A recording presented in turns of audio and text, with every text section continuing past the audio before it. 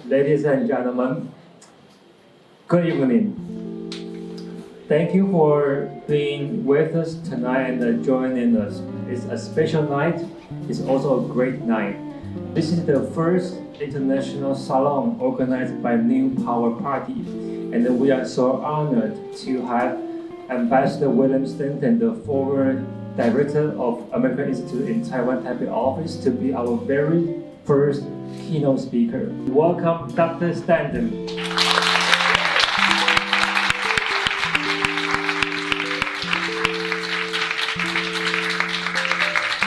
And as you can see, consistently since the race began, Biden, in terms of the overall vote, has been leading Trump, in this case, still roughly by about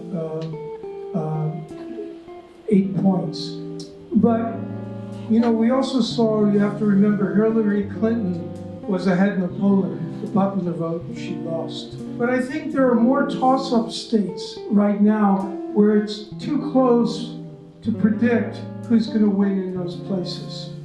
Now, there are a lot of factors that could sway the elections that are very unfortunate for America, and most other countries, well, maybe they all have to deal with this now. But there's outside interference. There's very great concrete evidence that the Russians are meddling, and they're the most meddlesome, followed by China and then Iran in the US elections. I know you're interested in what results will either of these candidates have in terms of the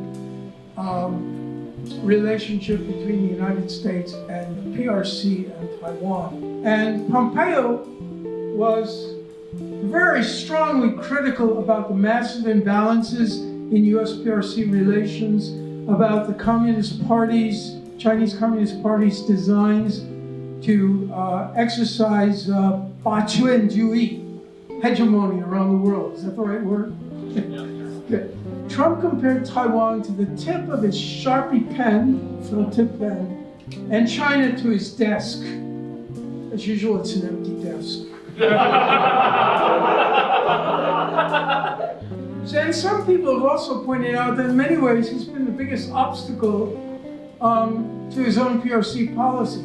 No matter who wins the US election, Taiwan has two great advantages that I want to point out. One is clear bipartisan, both Democrat and Republican congressional support. Never been better, never.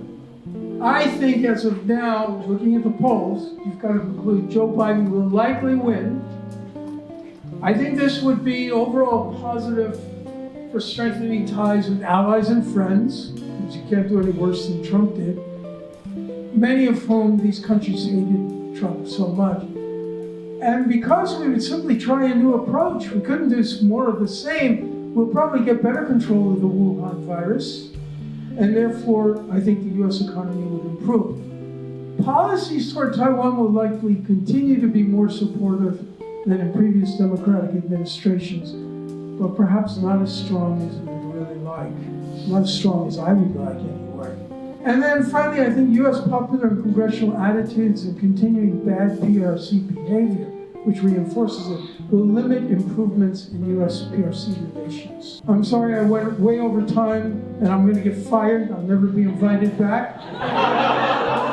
Now let's welcome two of the panelists and also the speaker to the front, and then we continue to the session.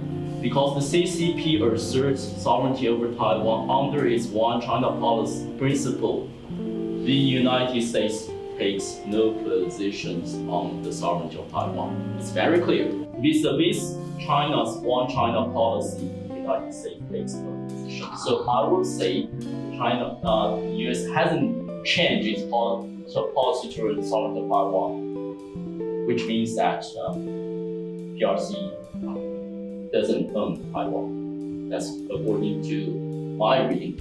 Even if you love Taiwan so much, you have to face the music, which is how the American public view your action.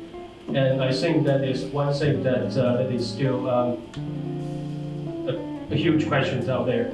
If you want a US president, sitting US president to send troops when China attack, you need to make sure that number is something like 50% or more, right now the number doesn't give me much confidence. Taiwan's diplomacy needs to focus on actually convincing American public, and that's the one thing that I make. Thank you.